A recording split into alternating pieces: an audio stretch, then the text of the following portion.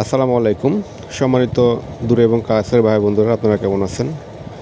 তো আজকে এই ভিডিওতে আমি দেখাতে আসছি যে আমরা যারা মালচিং পেপারে মরিচ চাষ করি, তো মালচিং পেপারে মরিচ চাষ করতে হলে যে খুঁটিনাটি বিষয়গুলো পরিচর্যাগুলো আমাদের অবশ্যই জানা প্রয়োজন। তো সেই বিষয়ে আপনাদেরকে আলোচনা করব। তো অবশ্যই ভিডিওটি পুরোপুরি দেখবেন এবং আমার চ্যানেলটি সাবস্ক্রাইব করে নতুন নতুন ভিডিও দেখানোর সুযোগটি করে দেবেন। তো সম্মানিত ভাইয়েরা, আমরা মরিচ চাষ করে থাকি মালচিং পেপারে। তো মালচিং পেপারে মরিচ চাষের ক্ষেত্রে কিছু গুরুত্বপূর্ণ বিষয় রয়েছে, এগুলো দেখেন যে এই যে মরিচের চারা রোপণ করার পরে জায়গাগুলো গ্যাপ পড়ে আছে।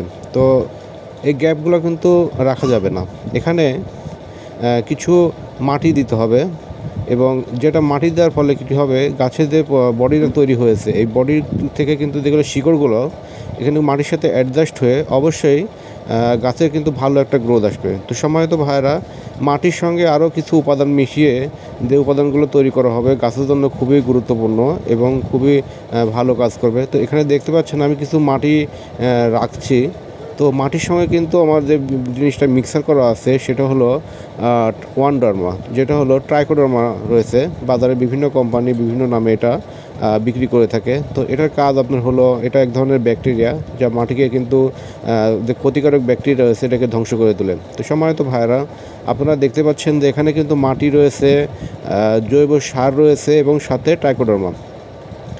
এই সমস্তগুলো কিন্তু একসঙ্গে মিশ্রিত করে আমি কিন্তু এখানে যে রয়েছি, কেন মাটিগুলো কিন্তু আমি ইচ্ছা করলে কিন্তু ড্রেন থেকে নিতে পারতাম। তো ড্রেন থেকে না নিয়ে এগুলোকে আমি আলাদা করে গর্ত করে যে ঝরঝরে মাটি রয়েছে সেই মাটিগুলোকে আমি এক জায়গায় করে নিয়েছি। যে মাটিগুলো আমি প্রত্যেকটা গাছের গোড়ায় গোড়ায় দিয়ে দিব, কেননা এখানে যে মাটিগুলোতে প্রস্তুত করা হয়েছে এটা যদি আমি গাছের গোড়াতে যদি প্রয়োগ করে থাকি, অবশ্যই গাছে কী কী উপকারিতা হবে অবশ্যই আমি আপনাদেরকে জানাবো। তো মাটি এরকম যদি আপনারা নিয়ে নেন তাহলে অবশ্যই কিন্তু ঝরঝরে প্রকৃতির মাটিটা নেবেন, কেননা যদি স্যাঁতসেঁতে ভিজা প্রকৃতির মাটি হয় তাহলে কিন্তু গাছের আপনার লাভের থেকে কিন্তু ক্ষতির দিকটা বেশি হবে।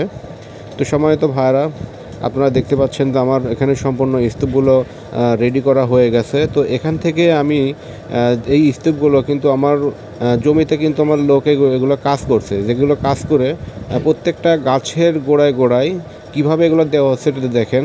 তো সম্মানিত ভাইয়েরা, এই যে প্রত্যেকটা গাছের যে গ্যাপগুলো রয়েছে এই গ্যাপের সাথে যে গ্যাপের যে ঘাসগুলো রয়েছে এই ঘাসগুলো সুন্দর করে পরিষ্কার করে দিয়ে প্রত্যেকটা দড়াতে সুন্দর করে মাটি এগুলো যে মিশ্রিত যে তৈরি করা হয়েছে এগুলো কিন্তু গাছের গোড়া যে গ্যাপগুলোকে পূর্ণ করে দিতে হবে।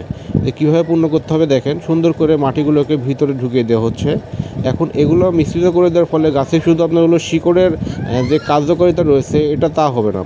যে ট্রাইকোডার্মাটা দেওয়া হয়েছে জৈব সারের সঙ্গে, এই ট্রাইকোডার্মার জন্য গাছে কিন্তু ঢলে পড়া যে রোগটা হবে এটা কিন্তু হবে না, শিকড়ে কখনো পচন তৈরি হবে না।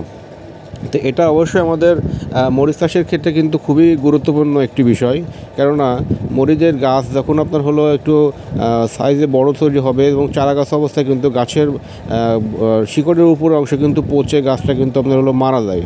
তো এই সমস্যাগুলো কিন্তু আপনার হলো ট্রাইকোডার্মা এবং জৈব সার মিশ্রিত করে যদি পরবর্তীতে দেওয়া যায় এবং গ্যাপটা পূরণ হয়ে যাবে, গাছের গ্রোথটা ভালো হবে এবং গাছটা কিন্তু আপনার সুস্থ সবল থাকবে।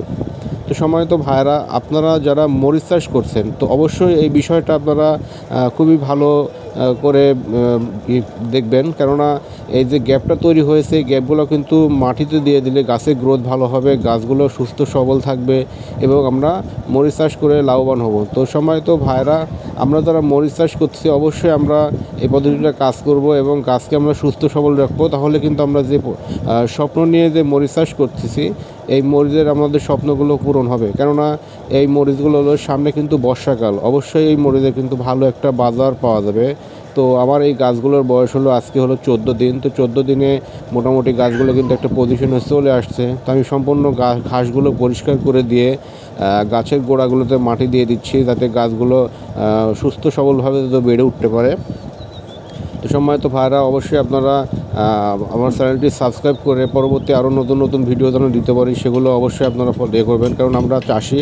চাষবাস করে আমরা প্রত্যেকটা কাজ আপনাদের মাঝে শেয়ার করার চেষ্টা করব, যাতে প্রতিটা কৃষক যেন ভালোভাবে লাভবান হয় সেই কাজটা আমরা করে থাকবো, তো অবশ্যই করব। তো ধন্যবাদ সবাইকে।